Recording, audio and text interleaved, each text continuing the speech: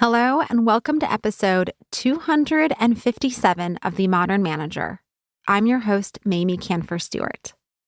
Now, Chuck Wisner is a sought-after thinker, coach, and teacher in organizational strategy, conversational dynamics, and leadership excellence. He has spent 25 years as a business and personal consultant and a trusted advisor to leaders in high-profile companies across industries, including Google, Apple, Tesla, Ford, DTE Energy, General Motors, and others. He is the author of the book, The Art of Conscious Conversations. Chuck and I talk about the stories we tell ourselves and how they can get in the way of productive conversations with our colleagues. And also, just in general, these stories help or hinder us. We touch on how to unpack our own thoughts, how to better understand our team members' perspectives, and a whole lot more. Now, here's the conversation. Thank you so much for joining me today, Chuck. I'm super excited for our conversation. I just finished reading your book, and it was just so enlightening and has really got me thinking a lot about the stories that I tell myself and where they come from and how they impact me. So really excited to dive into this topic with you today. Me too. Thank you for having me.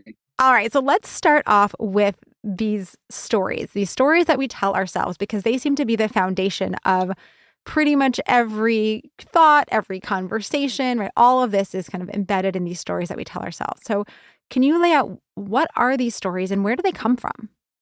Okay. Stories. The first part of the book is storytelling conversations that support the other three conversations.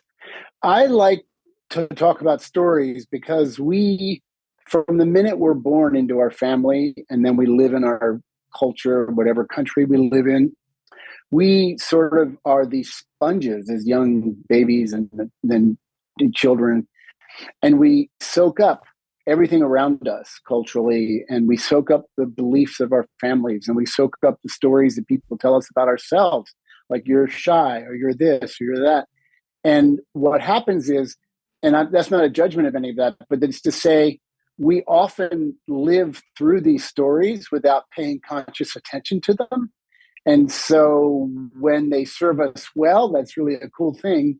But when they don't serve us well, they can limit how we think about ourselves and what we're able to achieve in life and how we live life. Could you maybe give us an example of one of these stories and kind of how it might serve us well or how it might hold us back? Sure. So I'll tell you that there's one of these stories is in the book and one isn't. From a personal perspective, I grew up in a somewhat dysfunctional family, but I had a grandmother that adored me. And she gave me a level of confidence in myself that isn't overbearing, but it's sort of this innate sort of like, you can do it, trust yourself. That sort of I embodied early on. Now, so that's a story that really served my life well. But ironically, counter to that, I had a grandfather who was a bit of a redneck, not a bit, a lot of a redneck. And he was a man's man in those days. That was a long time ago. And he constantly was telling me that I wasn't man enough. And that was because of things I did or things I didn't want to do as a young boy. And that story, that message he gave me, be a bigger man, you're not man enough, really implanted itself in my very being. And it lived with me for many, many years until I was able to, again, oh, wow, I didn't really realize that story was driving parts of my life, and surface it, acknowledge it, and then work with it, and then really recognize that it wasn't my truth, but it was his truth. And that was a very enlightening moment in my life. It's so interesting because these messages that we get and the way that we think about ourselves, right, as you're saying, is kind of so embedded in us. It is really hard to be conscious of them. And I'm wondering, kind of, given the impact, maybe we could just dive right into the real meat of this, which is how do we become more conscious of these beliefs about ourselves, these stories that we've kind of embodied, and be able to start to acknowledge them for what they are? Yeah, so you're right. It's not easy work. There's no magic switch. But I believe once we just even recognize the fact that we live through our stories and we have stories about ourselves, we have stories about other people. Once we just sort of just even accept that notion, then we can sort of shine a light a bit more and we can begin to turn our attention onto what stories drive a lot of our thinking. And for me, that was recognizing that there were voices or personalities that I had, sub-personalities they're called, that were deflating, that were not serving me, that made me feel insignificant or insecure. And so one thing to do is to begin to, in a much more sort of conscious and subtle way, pay attention to some of those messages that are in the background of your mind, background of your consciousness. Because if we can really start to pay attention and go, oh, there's that rascal is showing up again, then we can work with it. And in the book, I talk about different ways that we can work with them and deconstruct them and understand them and transform them. Does that begin to answer your question? Yeah. And actually, I would love for you to share one of those processes. And I'll say the one that really resonated for me when I was looking through was this idea of the left-hand column, which I've used in meetings many times to say, whatever it is that you're saying in the room, if you're having kind of a left-hand column running through your brain of other thoughts that you're not saying, like that's a problem. And we need to figure out how to get those other thoughts often into the room and create better conversation in that way. But you use this tool in a different way that I think was really, really helpful to kind of unpack some of that thinking. So can you share that? Sure. Yeah. The left-hand column that you're referring to, an exercise that was created by Chris Argyris, probably back in the 70s. And it was a little early. It wasn't very acceptable in the business school at Harvard. But I learned this through my studies on language and it's sort of the public conversation, what we say out loud versus a private conversation, which is what's going on in our mind while we're talking or while we're interacting with people. And that private conversation is part of what I was saying. We begin to pay attention to what the stories are and what the message is inside those private conversations. Now, oftentimes people are told you have a left-hand column. You're not saying what you're thinking. You're not saying what you're feeling. But we often aren't taught how to process that. And for me, that's really the key here because some of our private conversations, if we really take a serious look at them, are pretty darn negative. And I like to say they can be even toxic. And when they're toxic, they sort of are in the background of our mind and in every relationship or every meeting or every whatever. If we can't process those, we are being less authentic, less vulnerable, less open, less creative. And so the shortcut I have in the book, or not the shortcut, the tool I have in the book is under every judgment we have, whether it's an internal private conversation like men shouldn't treat women that way, I shouldn't have said that, she shouldn't say that to me, all those private judgments and opinions we have, we need to sort of wrestle with them because we can transform the negativity into something positive. And there's 4 basic elements. And it sounds really simple, but when you start doing it, it's more complex. The 4 basic elements are, for every judgment you have, there's some hidden desire you have, what you thought should have happened or what you want to have happen that is at odds with reality. Desires are a good thing, but they can also be something that is out of sync with reality.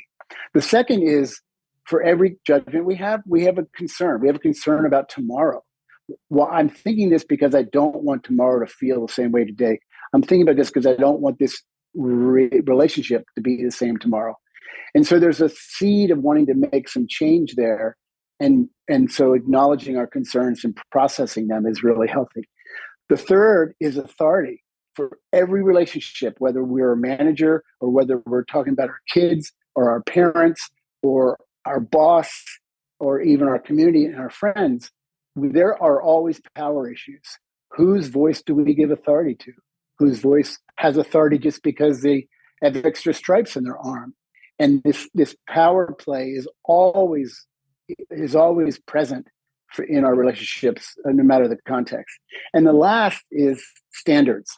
And this goes back to our stories. We adopt standards and values and beliefs from our family and our culture that often we didn't choose consciously. We adopt them and then we live through them or live by them. And what we do when we shine a light on our standards, we can say, wow, I might be at odds with this person, but I'm wondering if they're looking at it from a different way, or if their value is different, or if their belief is different. And if we can, again, acknowledge our standards and see differences, we can take a lot of the conflict and a lot of the sting out of a lot of conversations. So that's a real quick hit on those 4 pieces, but they're crucial to understanding how to process our private conversations. Yeah, I love how simple this could be to kind of catch yourself or kind of take some time after you're having some maybe unhelpful or unhealthy thoughts and say, all right, what's really going on, and assessing your own thinking in this way. And I'm wondering, as a manager, right, I should be doing this for myself and recognizing when with my own thoughts, but also I want to help my team do that same process. Right. Are there ways that we can help our team to better understand their own thinking and kind of what's underlying or driving that thinking that could ultimately help shift their own approach or their own consciousness in coming into a conversation or going out of a conversation, I should say? Sure. The funny contradiction about our private conversations and all these negative judgments we have are inside of them is embedded really okay concerns. Our concerns are fine. If we have a concern and we can surface it, it often can change a conversation. And being aware of the other 3 issues can be transformational.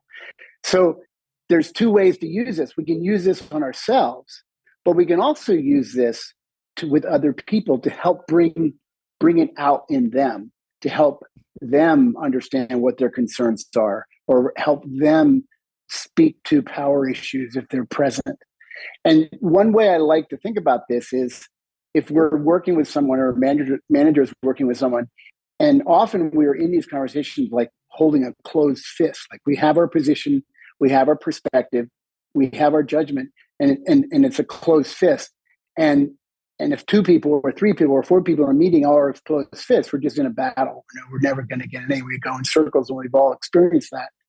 But with the questions, we can use the questions to inquire into other people and help other people acknowledge and release some of their thoughts. And by asking really good questions, and the 4 archetypal questions help us ask good questions. Like a manager could ask, well, okay, I see you're worried about the progress of the project. You're worried about how much work you're getting done or not getting done.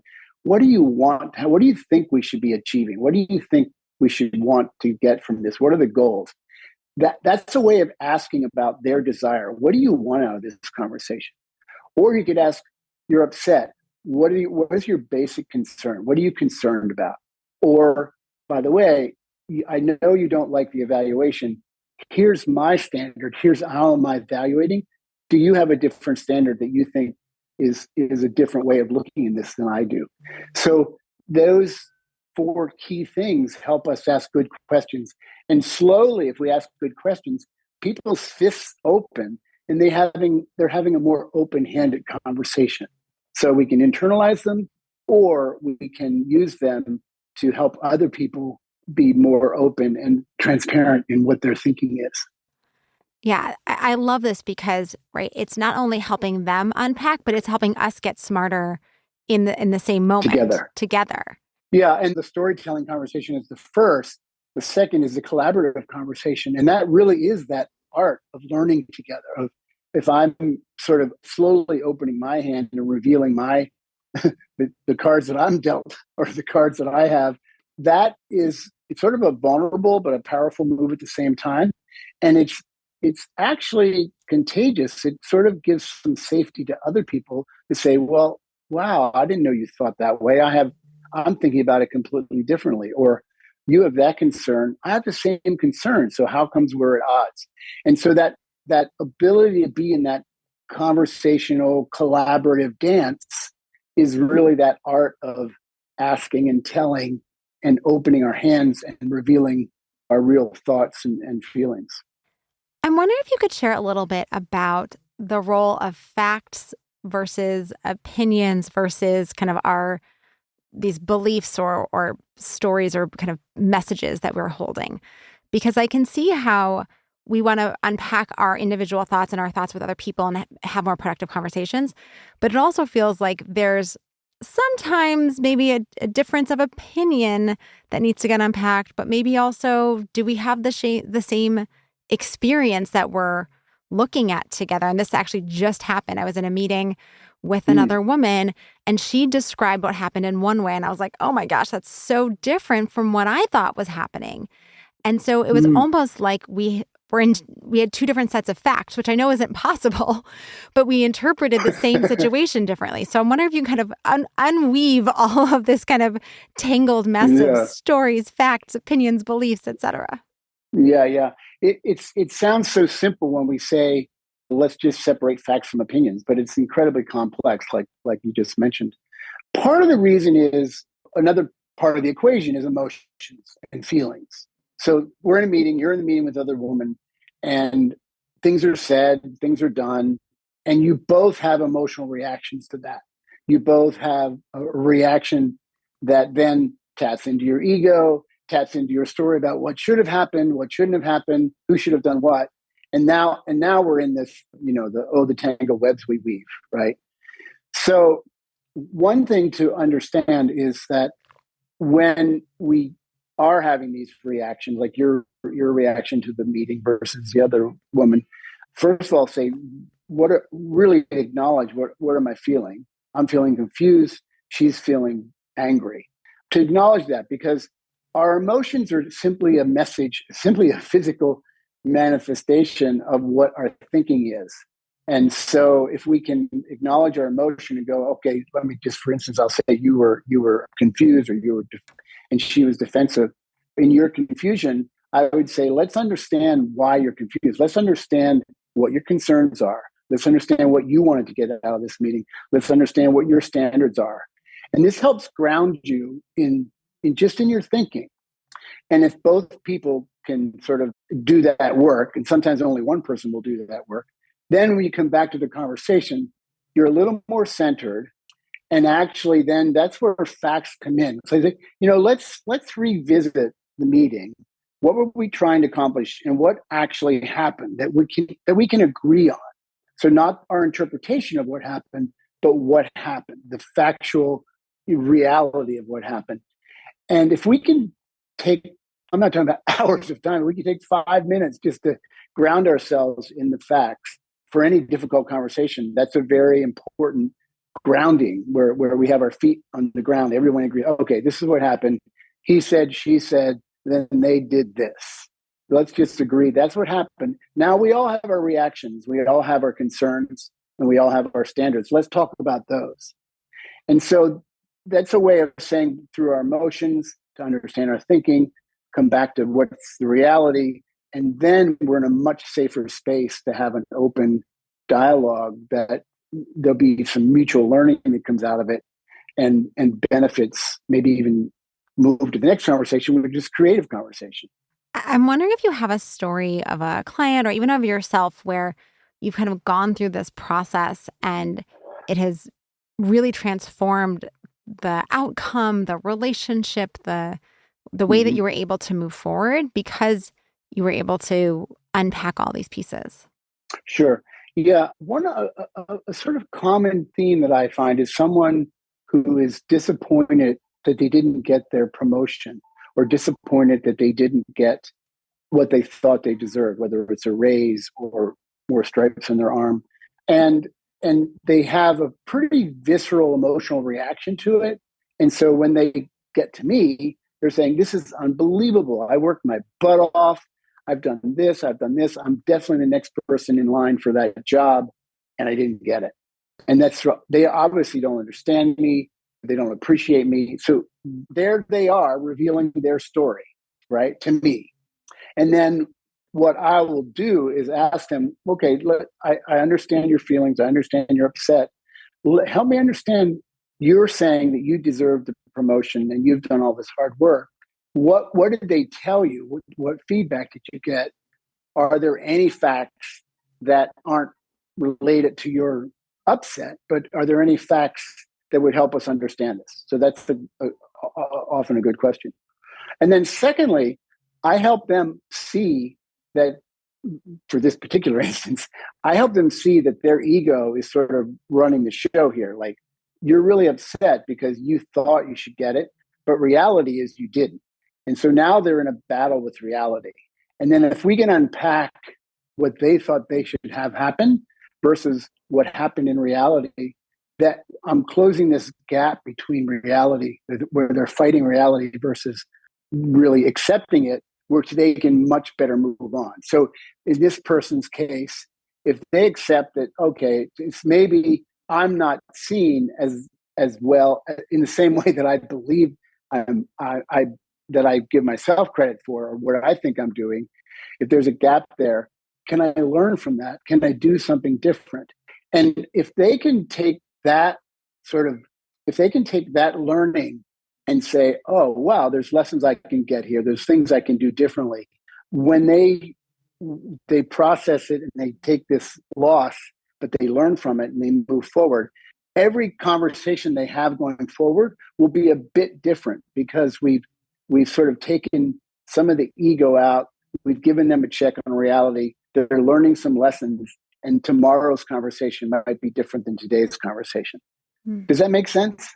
Yeah. And I think this piece around kind of pushing back where the story that I believe or my desires that I thought were going to come true isn't what happened, and this kind of friction between what I intended and what I hoped and what I believed versus reality, and shifting that to, okay, I need to have some acceptance around this. That's not easy. And I feel like that happens so much kind of on the flip side too, where the manager is the one saying, like, I'm sorry, you're not getting this promotion, or I'm sorry, we can't, this is the timeline. It's not being changed. And that friction that's happening is being caused by things managers have to do to be able to think about the whole team and the whole project and all the work. Are there things that we can do to help our colleagues who are on the other side of that, who are kind of frustrated by that friction and the distance? Are there things that we can do in the way that we're communicating and the way that we're delivering these messages to help make it easier for the other person to accept that gap and to be more accepting of the reality? Yeah. The model I like is there's a model called the 4 moods. And the 4 moods have to do with our ability to accept reality or not, and or accept possibilities, tomorrow being different than today, or not.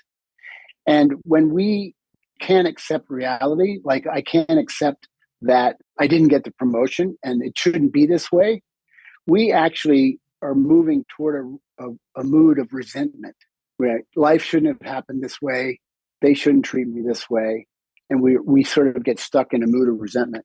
And that is not a healthy thing, and it can stick and live with us for a long time. If we accept reality, and it doesn't mean we like it, but if we accept it because it's happened, it's over with. As my kids say, it is what it is. But if we can accept it, doesn't mean we don't like it, doesn't mean we don't learn lessons, but there's a calming effect, there's a peaceful effect of accepting what we can't change. And that's a different mood. Now, if this is a reality and we're now thinking about, well, what's possible? If we can't accept that there's something else possible, that I could get the raise next month, or I could get the job next year. If we can't accept that, and we don't have some way of seeing that, if I work harder, if I change this, if I change that, then we move into a mood of resignation. And there's a lot of that in business, where just, this is hopeless. I'm just stuck here. I'm stuck in this job, blah, blah, blah. They'll never treat me like I want. That's a mood of resignation. But if we can shift, if we can help people say, well, what's possible? You think, what's possible in the next 6 months? What's possible next year? That's a mood accepting possibility. It's accepting that new things can happen. And that's sort of a mood, a creative mood, a mood of like wonder. I wonder what's possible. And boy, if we can just ask the questions to move people into that space. Okay, we don't like what happened. I can't change it. You can't change it. But what do we learn? What do we do differently? And what's possible for you? And helping them shift into that mood of wonder, that mood of creative thinking, and regaining some confidence is very powerful, especially because this resentment and resignation moods are pretty insidious, and they sort of live underground in a lot of these relationships. Completely. And I can see how powerful that mood is when, as a team, you're making decisions, and my opinion may not always be the opinion that gets held, and the decision I may not always love. But if I can accept that and still believe that what's possible going forward, that I'll still have opportunity to shape the project, I'll still have opportunities to give valuable input, right? Then that can be a really powerful place for people to sit. And that as managers, it's our job to help people understand that the future is open, possibilities exist, and we can't go back and change what was. That decisions have been made, things are in motion. We can't always undo the past. Right. And that sort of starts moving into the third conversation of the book. The book is 4 parts, but the third part is on the creative conversation. And that's accepting reality, accepting possibilities, and also trusting our intuition. That's a really great space that we often skip over because we're stuck in one of the more negative moods. Well, I wish we had time to dive into those, but we're unfortunately out of time. So, Chuck, can you tell us about a great manager that you worked for and what made this person such a fantastic boss? Yeah, I was trained as an architect many, many years ago. And one of my managers was teaching me how to draft. And this is a funny example because it seems harsh, but he liked me and he really wanted to teach me. And he gave me an assignment and I dutifully drafted something up. And when he came back to look at it, he said, here's what you did. You mixed, I don't want to get into the details, but you used inches and feet in the wrong way. And it's confusing because you have to be consistent. And then he just took my drawing and just took it and said, now start over and don't make that mistake again. And so he was firm. He had a high standard. He taught me what his standard was. And he was tough because he just took it and said, start over.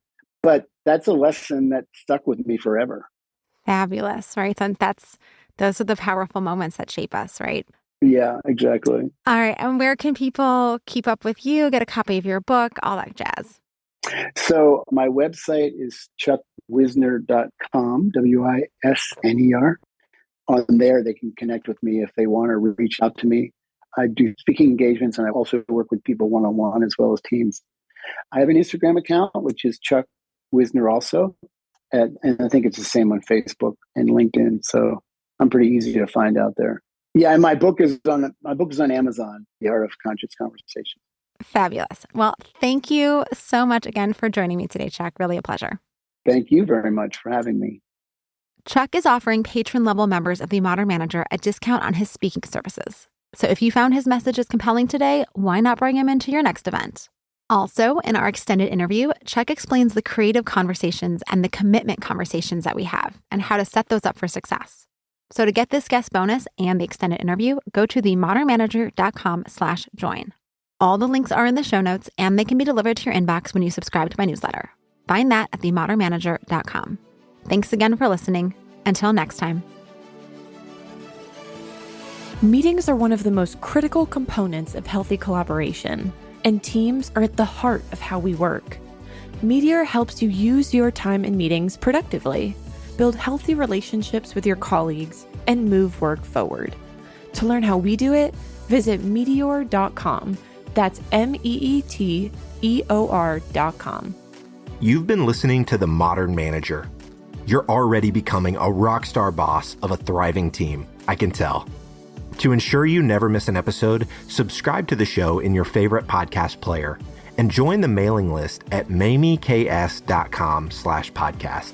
That's MAMIEKS.com/podcast. to get show notes and other special content delivered directly to your inbox. Thank you so much for listening. Until next time.